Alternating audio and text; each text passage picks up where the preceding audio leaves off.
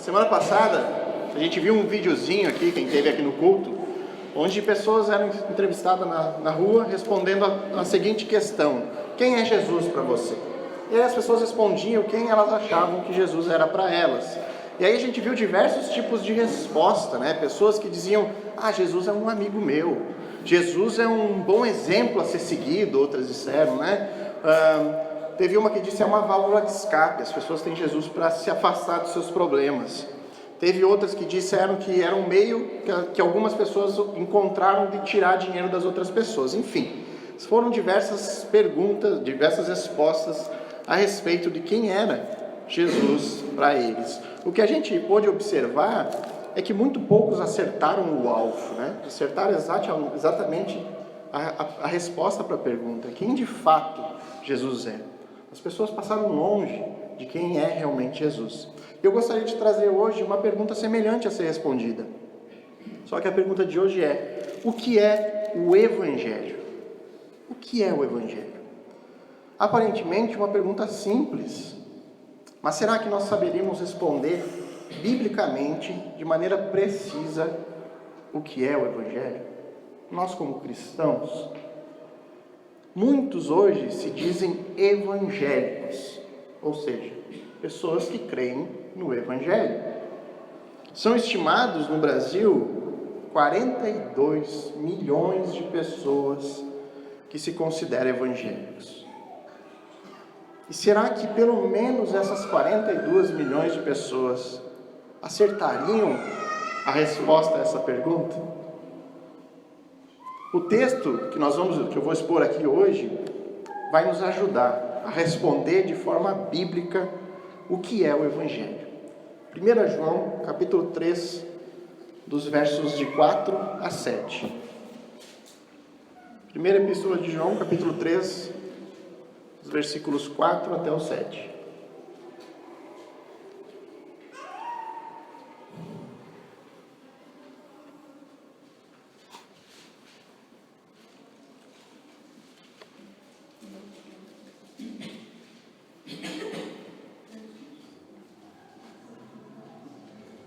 João capítulo 3, dos versículos de 4 a 7. Acompanhe comigo. Todo aquele que pratica o pecado também transgride a lei, porque o pecado é a transgressão da lei. Sabeis também que ele se manifestou para tirar os pecados, e nele não existe pecado. Todo aquele que permanece nele não vive pecando. Todo aquele que vive pecando não o viu, nem o conheceu. Filhinhos, não vos deixeis enganar por ninguém. Aquele que pratica a justiça é justo, assim como ele é justo. Vamos orar. Amado Deus, nós reconhecemos que todas as vezes que nós abrimos as Escrituras, nós entramos num terreno santo, Senhor. Um terreno do qual nós precisamos da Tua iluminação divina através do Espírito, para que a gente compreenda as palavras de maneira viva, Senhor. Para que essas palavras realmente venham com poder ao nosso coração, para de fato transformar nossa vida, Pai. Que possamos, através da análise do texto, Senhor, encontrar os elementos necessários para respondermos essa pergunta do que é o Evangelho, Deus. Porque é o Evangelho que pode nos salvar, Senhor, unicamente Ele, Deus. Em nome de Cristo é que oramos. Amém. Irmãos, a palavra Evangelho, creio que a maioria de vocês sabe, significa boas novas, né? Boas notícias. E para entendermos essas boas notícias do Evangelho, é necessário, em primeiro lugar, conhecer quais são as más notícias. O verso 4 vai nos dizer, aqui no versículo 4, nos é apresentada a grande má notícia, o pecado. Todo aquele que pratica o pecado também transgride a lei, porque o pecado é a transgressão da lei. O que lemos nesse versículo é basicamente uma definição do pecado. Existem pelo menos duas outras definições diretas sobre o pecado no Novo Testamento semelhantes a essa. Uma em Romanos 14, 23, onde Paulo diz que tudo que não provém de fé é pecado. E ainda na própria primeira epístola de João, no capítulo 5, verso 17, que João diz que toda injustiça é pecado. Então essa definição que estamos vendo hoje aqui no versículo 4, ela é sem dúvidas a mais clara e a que mais nos revela informações sobre o que é de fato o pecado. Então vejamos ela mais de perto. João inicia dizendo que todo aquele que pratica o pecado também transgride a lei. A tradução da NVI, ela retirou de maneira acertada a palavra aqui também, o que torna o texto ainda mais fácil de ser entendido e mais direto. Ela remete melhor à ideia do sentido original. A NVI diz: todo aquele que pratica o pecado transgride a lei. Simplesmente assim. Relembrando o contexto histórico da epístola de João, os hereges, os falsos cristãos que estavam propagando seus falsos ensinos sobre Jesus, eles alegavam ser superiores aos demais com as suas ideias novas, seus conhecimentos superiores sobre Jesus Cristo. E eles falavam sobre um dualismo do corpo versus o espírito.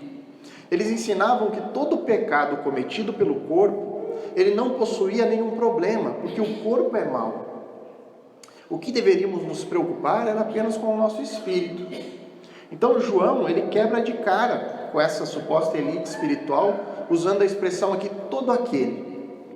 O que o autor quer dizer é que em relação ao pecado, não existe um grupo de exceção. Todo aquele que pratica o pecado transgride a lei. Todos, não há exceção. Eles alegavam que poderiam continuar nos seus pecados, porque esses pecados eles eram cometidos pelo corpo e não tinham relação com a vida espiritual. Então essas pessoas, elas não apenas cometiam pecados esporádicos, mas elas viviam na prática do pecado. Essa é a ideia aqui do versículo. Todo aquele que pratica pecado, todo aquele que permanece na prática do pecado, todo aquele que toma o pecado como um hábito na sua vida. Então o objetivo do apóstolo aqui é mostrar que isso é uma enorme incoerência com quem se diz um verdadeiro cristão. E o motivo para ser incoerente, ele apresenta na sequência, porque o pecado é a transgressão da lei. A palavrinha grega aqui traduzida no português como transgressão da lei, tem algumas outras versões que traz unicamente iniquidade, possui uma ideia de que pecado é uma faltosa desconsideração para com a lei de Deus. Deixa eu explicar melhor isso. O homem, quando desconsidera a lei de Deus e toma as suas decisões com base nas suas próprias opiniões, ele transgride essa lei, ele peca. Pecado não é apenas uma falha moral, como muitos pensam, mas é uma ativa rebelião contra a vontade de Deus e uma violação, uma transgressão da santa lei de Deus. Então, aparentemente, os hereges daquele tempo estavam ensinando algo muito similar com o que nós vemos em nossos dias hoje. O pecado, ele era disfarçado. Naquele tempo, o pecado foi reduzido como algo produzido só pelo corpo. E já que o corpo era mau na sua essência, naturalmente mau, não se preocupe com isso. O que o seu corpo faz não vai contaminar o seu espírito, que é bom. É o que eles diziam. Em nossos dias, o pecado se tornou pecadinhos toleráveis. Uma mentirinha não faz mal. Uma fofoquinha quem não faz. O fulano é agressivo porque ele tem uma fraqueza temperamental. A madame rouba porque ela tem um distúrbio de personalidade. O pecado é mascarado, como foi mascarado naquele tempo. E nós devemos tirar das nossas mentes, de uma vez por todas, essa ideia de que pecados são apenas falhas morais. Só o ladrão de banco, só o assassino, só o estuprador é quem merece ser chamado de pecadores. É o que pensam as pessoas. Segundo a palavra de Deus, pecado é toda a ação, toda a decisão, todo o pensamento do qual eu não levei em consideração a Deus e a sua lei. Quando eu escolhi a minha profissão, o curso que eu me matriculei, a minha formação profissional, eu levei Deus e sua lei em consideração antes de tomar essa decisão? Quando eu resolvi namorar e depois me casar, eu me preocupei com Deus e a sua lei? na escolha da minha esposa. Eu me preocupei em saber o que Deus diz sobre o papel do pai, o papel do marido dentro de um casamento. Quando eu escolho o que eu vou fazer no fim de semana, com o meu tempo de folga, eu levo Deus e a sua lei em consideração. Quando eu escolho a roupa que eu vestirei para trabalhar na segunda de manhã, eu me preocupo em saber o que Deus pensa disso, quais os princípios eu posso extrair da palavra de Deus para me vestir.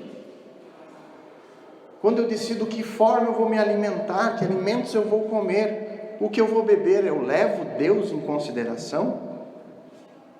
Irmãos, eu trouxe vários exemplos extremos para mostrar que nós não estamos falando de moralidade, de fazer coisas boas e fazer coisas erradas, num sentido moral, mas de tomar inúmeras decisões na minha vida todo dia, das mais complexas às mais simples, e se eu for honesto comigo mesmo, eu saberei que na maioria das vezes eu não me preocupo em saber qual a vontade de Deus para essas decisões. Isso é pecado. Se eu entendo isso, então eu devo imediatamente admitir que sou um pecador. Eu devo admitir o quão pecador eu sou e que eu não passo um único dia sem tomar algum tipo de decisão ou pensar alguma coisa sem levar Deus em consideração. Eu não passo um único dia sem pecar contra Ele. Isso é muito importante, irmãos, nós admitirmos isso. Nós admitirmos que somos, sim, pecadores. Porque admitir é o primeiro passo para nós compreendermos o Evangelho. Eu preciso reconhecer a minha verdadeira natureza. Quando temos o entendimento correto sobre o pecado, e só assim eu consigo compreender as palavras de Paulo em Romanos 3, de 9 a 12, que ele disse: que concluiremos então? Estamos em posição de vantagem? Não. Já demonstramos que tanto judeus quanto gentios estão debaixo do pecado, como está escrito: não há um justo nenhum sequer, não há ninguém que entenda, ninguém que busque a Deus. Todos se desviaram, tornaram-se juntamente inúteis, não há ninguém que faça o bem, não há nenhum sequer. O pecado é o que nos separa de Deus. O pecado é o problema de toda a raça humana. Pode dar mais educação, mais igualdade social, mais justiça, os problemas da humanidade sempre estarão presentes. Porque o problema não é externo, o problema é interno, está no coração do homem.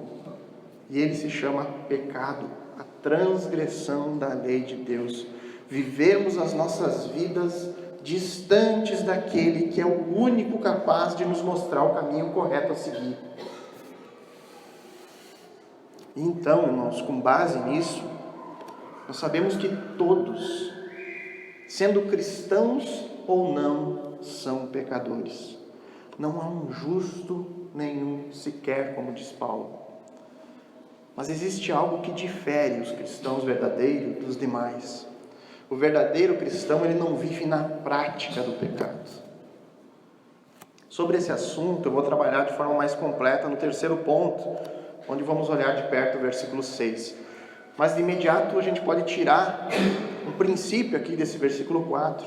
O motivo pelo qual o cristão não vive na prática do pecado. Não possui o pecado cultivado como um hábito em sua vida. Se o pecado é a transgressão da lei de Deus, como poderia um verdadeiro seguidor de Jesus permanecer a transgredir essa lei de maneira consciente? Como pode?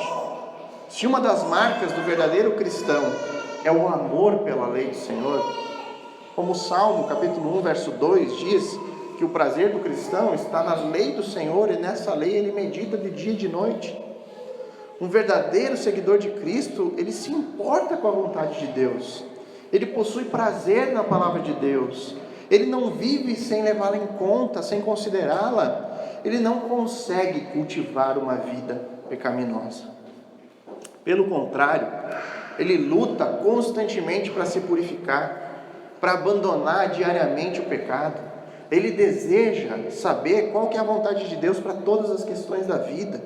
Ele quer saber o que Deus diz sobre o papel do homem no casamento, o papel da mulher. Ele quer saber o que Deus tem a dizer sobre como ele deve educar seus filhos. Ele quer saber se Deus tem princípios sobre a vestimenta, sobre como ele trata seus funcionários, sobre como ele deve se portar como funcionário, como ele deve votar, como hoje todos nós fizemos. O cristão se preocupa em conhecer a vontade de Deus. O cristão verdadeiro, ele não vai se tornar perfeito, ele vai continuar pecando, porque nós lutamos contra o pecado que ainda reside em nós, mas esse pecado não se torna um hábito, ele não é cultivado como se fosse algo normal. Como os hereges diziam, o pecado é natural do corpo, não se preocupe. Como o mundo nos diz, um pecadinho não faz mal para ninguém. Talvez o orgulho ainda diga para você mesmo: mas eu sou uma boa pessoa, eu não sou um pecador como ele diz. Mas não se engane, irmão. Olhe sinceramente dentro do seu coração. Analise sinceramente os seus pensamentos, as suas decisões durante apenas um dia. E veja o quão miseráveis nós somos. Nós somos incapazes, irmãos, de sermos retos, de sermos justos, de sermos imparciais como a lei de Deus é. Somos incapazes. Tenha um entendimento bíblico sobre o pecado e trave uma luta contra ele. Fazendo isso, você vai estar agindo como um verdadeiro cristão. Não se importe com o pecado, não se importe com Deus, com a sua lei, e viva como os hereges daquela época, ou viva como o mundo de hoje. Escolha nós nesse sentido.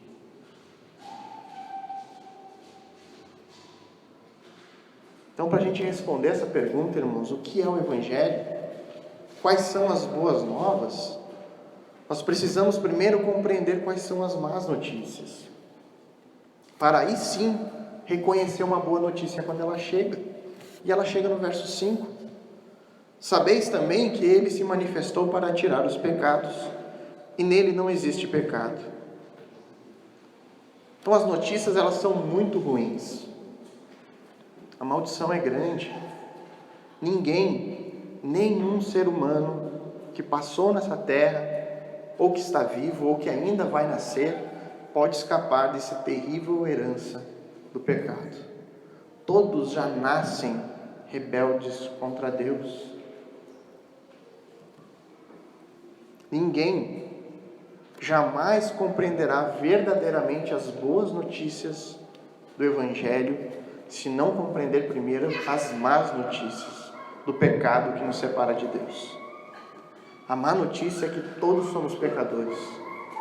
E as boas notícias são: se sabeis disso, do problema do pecado, sabeis também que ele se manifestou para tirar os pecados.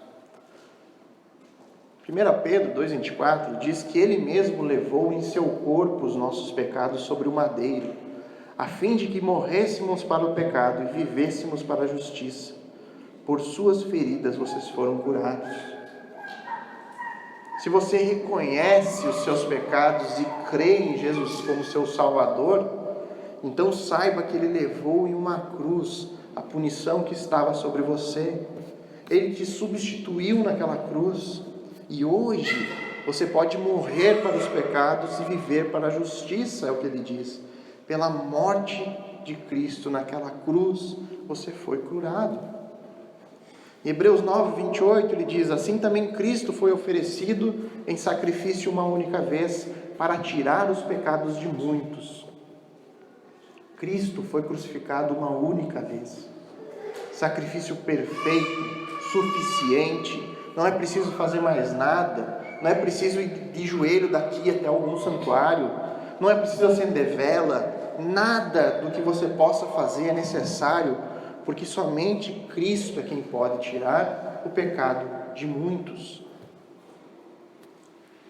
Isaías 53, 11 e 12 diz que ele verá o fruto do penoso trabalho e de sua alma e ficará satisfeito. O meu servo justo, com o seu conhecimento, justificará a muitos, porque as iniquidades deles levará sobre si. Por isso eu lhe darei muitos como a sua parte, e com os poderosos repartirá ele o despojo, porquanto derramou a sua alma na morte. Foi contado com os transgressores, contudo, levou sobre si o pecado de muitos e pelos transgressores intercedeu. O texto de Isaías diz que Jesus justificará a muitos.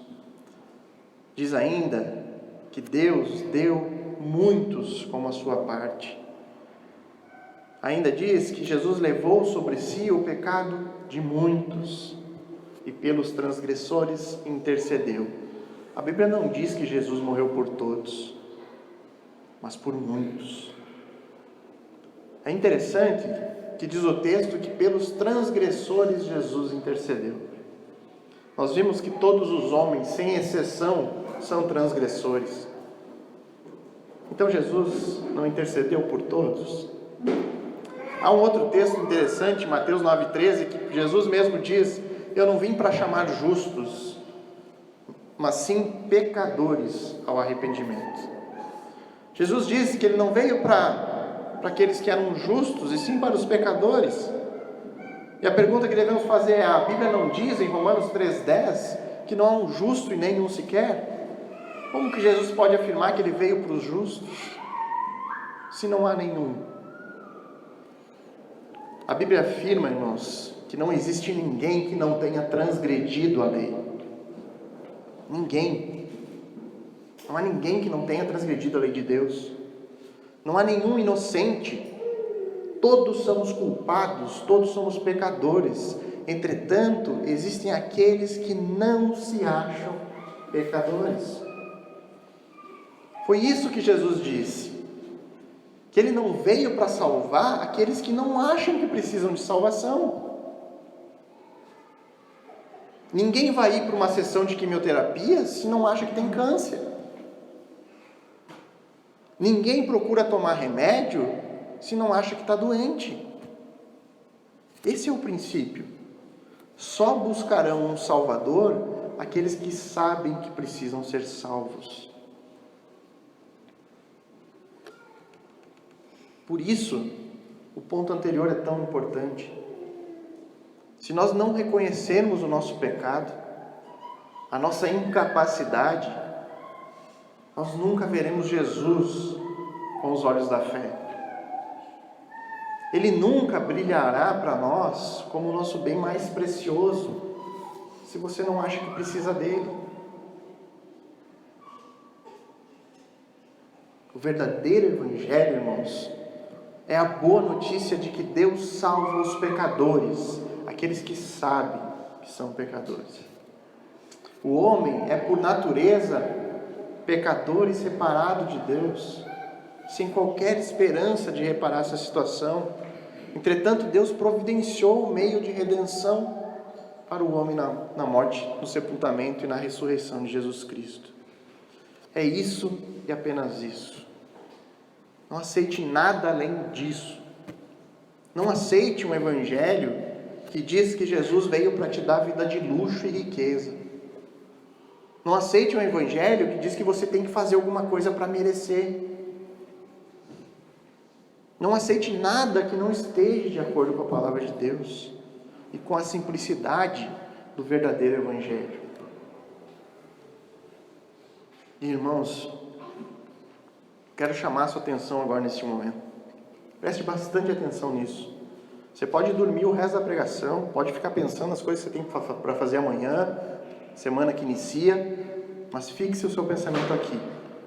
Muitos mesmo, irmãos. Eu falo de milhares e milhares de pessoas que já morreram, pessoas que ainda estão vivas e pessoas que ainda vão nascer neste mundo. Muitas pessoas nunca terão a oportunidade de ouvir uma clara exposição do Evangelho. Você já parou para pensar nessa realidade? Muitas pessoas não terão a oportunidade que você está tendo aqui agora. Muitas pessoas jamais escutaram ou escutarão sobre essa terrível realidade do pecado. A linda realidade da graça de Deus manifesta na cruz de Cristo. Essas pessoas que não tiveram ou que não terão a oportunidade que você tem hoje, de ouvir claramente o que são as boas novas, de ouvir sobre o pecado e a sua triste realidade, de ver através da palavra de Deus aquilo que nos foi revelado por Deus a nós, que por meio dela nós podemos obter o conhecimento necessário para chegar à salvação através da fé em Jesus Cristo. Por isso, irmãos, nós somos privilegiados. Nós podemos dizer que certamente Deus nos escolheu, porque nós somos uma minoria que Ele quis que escutasse uma exposição clara sobre o Evangelho. Mas um grande privilégio traz também consigo uma grande responsabilidade. Negue esse Evangelho e você estará entre aqueles que um dia estarão diante de Deus e você não terá qualquer desculpa diante dele, porque você ouviu e você rejeitou. Você ouviu claramente sobre o pecado, sobre o estado perdido do homem natural, sobre o quanto precisamos de um Salvador. Você ouviu que esse Salvador foi providenciado por Deus por meio da cruz de Cristo, que Jesus morreu para pagar a dívida que recaía sobre todo aquele que crê. Não teremos desculpa, irmãos. Agora, se você recebe com alegria esse Evangelho, então saiba que Deus lhe ama tremendamente e que Ele tem cuidado de você de maneira tão intensa que Ele tem lhe dado o alimento mais puro e saudável que existe, o Evangelho puro e simples. A palavra de Deus sendo pregada de maneira clara e simples. Sabeis também que Ele se manifestou para tirar os pecados e dele não existe pecado. Nós temos aqui a resposta final para a nossa pergunta, que é o Evangelho. Se você prestou atenção, você terá totais condições de responder de maneira precisa e bíblica.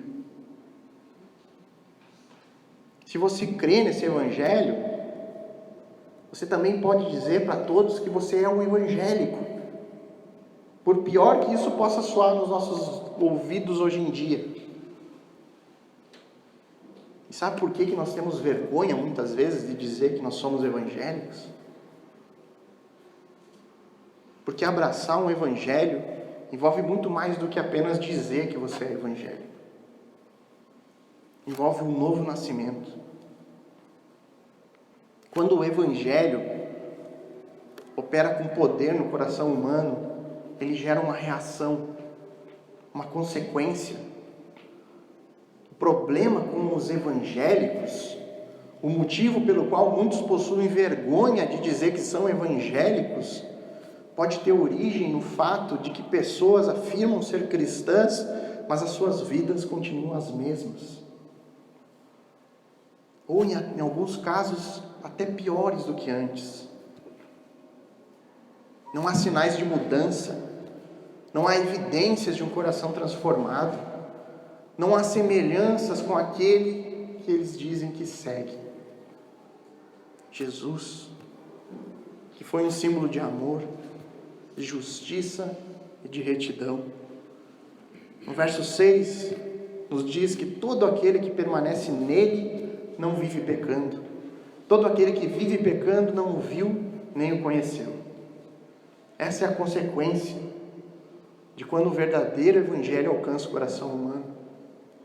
É a dedução lógica. Se a natureza de Jesus é sem pecado, e se o propósito do seu aparecimento histórico é tirar o pecado, então aquele que permanece nele não vive pecando. Por outro lado, todo aquele que vive pecando não o viu nem o conheceu. Esse versículo ensina a total inconformidade do pecado com o cristão. Pecar deliberadamente, viver pecando, é o mesmo que negar Cristo e revelar para todos que você não permanece nele, que você nem o viu nem o conheceu. Os cristãos, eles continuam a pecar depois de serem salvos. Nós não seremos completamente livres do pecado até morrermos ou até Jesus retornar. No entanto, tornar-se um cristão resulta em uma vida transformada. 2 Coríntios 5,17 diz: portanto, se alguém está em Cristo, é nova criação. As coisas antigas já passaram, eis que surgiram coisas novas. Uma pessoa, ela abandona os atos da carne, que Paulo alista em Gálatas, capítulo 5. Ele dá uns exemplos, ele diz imoralidade, impureza, libertinagem, idolatria, ódio, discórdia, ciúmes, ira, egoísmo, dissensões, facções, inveja, embriaguez, orgias e coisas semelhantes. Paulo diz: essas coisas passaram, ficaram para trás. E na sequência do texto ele mostra os frutos do Espírito: amor, alegria, paz, paciência, amabilidade, bondade, fidelidade, mansidão e domínio próprio. Na vida do verdadeiro cristão, os atos da carne ficaram para trás e são substituídos pelos frutos do Espírito. E essa mudança, ela não acontece instantaneamente, mas ao longo do tempo. Agora, se uma pessoa não demonstra essa vida transformada, ela provavelmente não é um verdadeiro cristão. Os cristãos podem sim, mesmo possuindo espírito, estar sujeito a cometer pecados graves. A história está cheia de cristãos que cometeram crimes terríveis. Olhe para a vida de Abraão, Jacó, Moisés, de Davi, e você vai entender que os cristãos ainda pecam. O que devemos saber é que Jesus morreu por esses pecados também. E nisso nós temos um incentivo a não pecarmos mais. 1 Coríntios 6, 9 a 11, Paulo descreve os tipos de estilo de vida pecaminoso nos quais os crentes são salvos. Ele diz: vocês não sabem que os perversos não herdarão o reino de Deus? Não se deixem enganar, nem imorais, nem idólatras, nem adúlteros, nem homossexuais passivos ou ativos, nem ladrões, nem avarentos, nem alcoólatras, nem caluniadores, nem trapaceiros herdarão o reino de Deus. Aí o verso 11 diz: assim for algum de vocês. Paulo diz assim, todos esses crimes, vocês foram desses. E aí ele continua: mas vocês foram lavados, foram santificados, foram justificados no nome do Senhor Jesus Cristo e no Espírito do nosso Deus. Observe a palavra foram. Os crentes costumavam fazer as coisas listadas no verso 9 e 10, mas são diferentes agora. Pode uma pessoa que é um adúltero, um beberrão, um homossexual, um molestador de criança, etc., ainda ser salvo? Pode. Pode. Por outro lado, uma pessoa que vive uma vida de pecado contínuo, que ainda pratica essas coisas, pode ser considerado um crente? Não. Quando nos tornamos cristãos verdadeiros, nós podemos ter uma certeza: a nossa vida vai mudar. Vai mudar. Qualquer pessoa que esteja vivendo um estilo de vida pecaminoso e afirma que é cristão, é um mentiroso. Está se auto-enganando. Ou, em alguns casos, pode ser um crente verdadeiro, mas que uma hora ou outra vai experimentar o julgamento e a disciplina de Deus na sua vida. A diferença entre um pecador incrédulo e um pecador crente é que um ama o seu pecado, enquanto o outro odeia.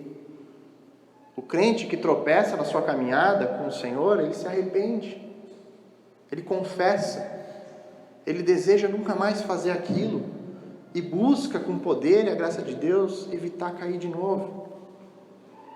Ele não fica considerando o quanto ele pode pecar e ainda ser considerado um cristão. Em vez disso, ele considera o que ele pode fazer para evitar o pecado todos os dias na sua vida. E eu quero deixar muito claro, para não ter nenhum tipo de confusão, irmãos.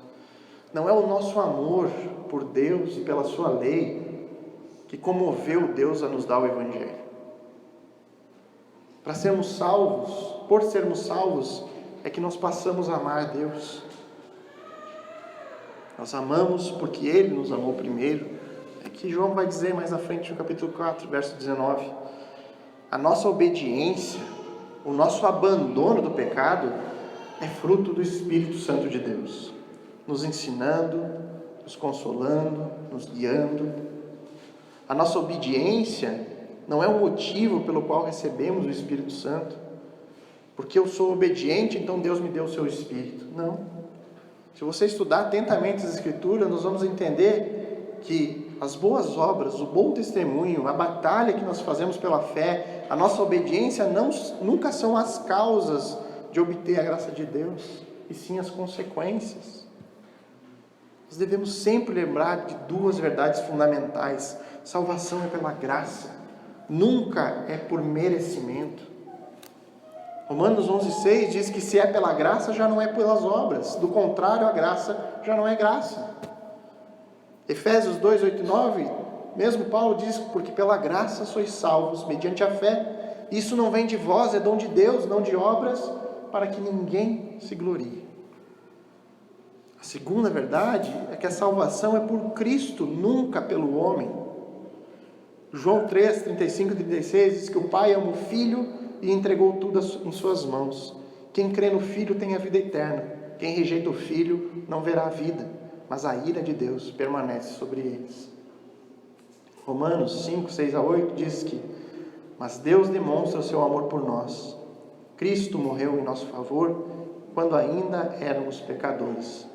Como agora fostes justificados por seu sangue, muito mais ainda seremos salvos da ira de Deus por meio desse sangue. Abandone o pecado, creia em Cristo e seja salvo. É isso. Não conserve pecados de estimação na sua vida, sobre um falso pensamento de que somos todos pecadores, é difícil mesmo, eu não consigo abandonar. Deus conhece meu coração, eu luto, mas eu não consigo. Isso é muito difícil para mim abandonar. Não conserve esse tipo de pensamento derrotista na sua mente. Confie em Deus e na obra que Ele faz através do seu Espírito. Isso tudo é mentira que Satanás planta no nosso coração para nos enganar. Porque a palavra de Deus é muito clara: todo aquele que vive pecando não o viu nem o conheceu. Irmãos, abram suas Bíblias em Romanos capítulo 6. Tudo isso que foi dito fica muito claro nesse texto. Romanos capítulo 6.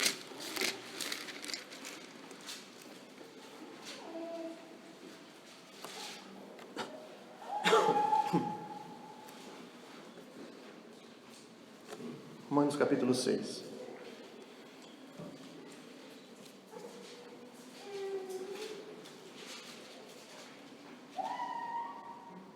Que diremos, pois? Permaneceremos no pecado para que seja a graça mais abundante? De modo nenhum. Como viveremos ainda no pecado, nós, o que para ele morremos? Ou porventura ignorais que todos nós que somos batizados em Cristo Jesus, fomos batizados na sua morte? Fomos, pois, sepultados com ele na morte pelo batismo, para que como Cristo foi ressuscitado dentre os mortos pela glória do Pai, assim também andemos nós em novidade de vida. Porque se fomos unidos com Ele, na semelhança da sua morte, certamente o seremos também na semelhança da sua ressurreição. Sabendo isto, que ele foi crucificado com ele, que foi crucificado com ele o nosso velho homem, para que o corpo do pecado seja destruído, e não sirvamos o pecado como escravos, porquanto quem morreu está justificado do pecado. Ora, se já morremos com Cristo, cremos que também com ele viveremos, sabedores de que, havendo Cristo ressuscitado dentre os mortos, já não morre a morte já não tem domínio sobre ele. Pois quanto a ter morrido de uma vez para sempre, morreu para o pecado, mas quanto a viver, vive para Deus.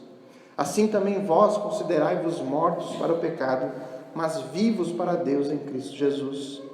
Não reine, portanto, o pecado em vosso coração mortal, de maneira que obedeçais às suas paixões, nem ofereçais cada um dos membros do seu corpo ao pecado, como instrumento de iniquidade, mas oferecei-vos a Deus, como ressurretos dentre os mortos, e os vossos membros a Deus como instrumentos de justiça. Porque o pecado não terá domínio sobre vós, pois não estão debaixo da lei e da graça. E daí, havemos de pecar, porque não estamos debaixo da lei e da graça? De modo nenhum. Não sabeis que aquele a quem vos ofereceis como servos para a obediência, desse mesmo a quem obedeceis sois servos, seja do pecado para a morte, ou da obediência para a justiça? Mas graças a Deus, porque outrora escravos do pecado, contudo viestes a obedecer de coração a forma de doutrina que fostes entregue, e uma vez libertados do pecado, fostes feitos servos da justiça. Falo como homem por causa da fraqueza da vossa carne. Assim como ofereceste os vossos membros para a escravidão da impureza, e da maldade para a maldade, assim oferecei agora os vossos membros para servirem à justiça, para a santificação. Porque quando éreis escravos do pecado, estávamos isentos em relação à justiça. Naquele tempo, que resultado colhestes? Somente as coisas de que agora vos envergonhais, porque o fim delas é a morte. Agora, porém, libertados do pecado, transformados em servos de Deus, tende o vosso fruto para a santificação e por fim a vida eterna. Porque o salário do pecado é a morte, mas o dom gratuito de Deus é a vida eterna em Cristo Jesus nosso Senhor. O verdadeiro cristão, alcançado pelo Evangelho, ele busca uma vida de santidade, mortos para o pecado e vivos para Deus, é o que diz Paulo aqui em Romanos. Voltando lá para o texto, verso 7, para concluir.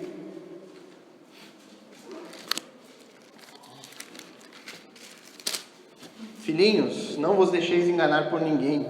Aquele que pratica a justiça é justo, assim como ele é justo. Os hereges, eles estavam tentando enganar as pessoas naquele tempo com um falso evangelho. Alegavam que você poderia ser justo mesmo sem praticar justiça. Eles alegavam possuir um conhecimento espiritualmente superior, onde o corpo não precisava evidenciar uma verdadeira conversão. Da mesma forma, hoje, muitos creem ser possível ser crentes sem ter uma mudança de vida, sem nascer de novo. Acham que podem se separar das suas esposas e ainda assim dizerem que não abandonaram a fé cristã.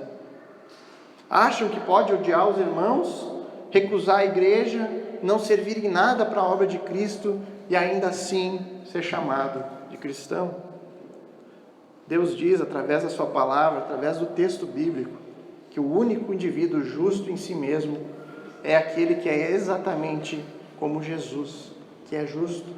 Fazer como Jesus é evidência de ser um seguidor dele. Continue na prática do pecado e afirme, mesmo que inconscientemente, que você nunca ouviu e nem nunca o conheceu.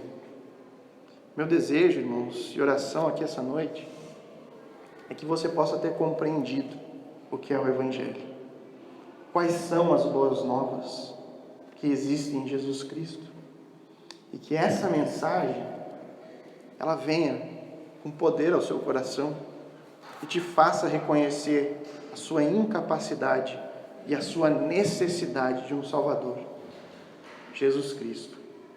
E a partir disso, que você viva a verdadeira vida. Que Deus conduza você ao novo nascimento hoje. E caso você já tenha nascido de novo, que isso te incentive a continuar buscando essa vida em santidade, de maneira diferente, separado deste mundo. Que você possa cada vez mais se preocupar com a lei de Deus, se preocupar com aquilo que Deus acha, e em cada decisão, cada ação, cada pensamento, você consulte a Deus no seu coração, você leve Ele em consideração, porque fazendo isso, estaremos fugindo do pecado. E essa é a vontade de Deus para os seus filhos, a santidade, a santificação. Vamos orar, irmãos.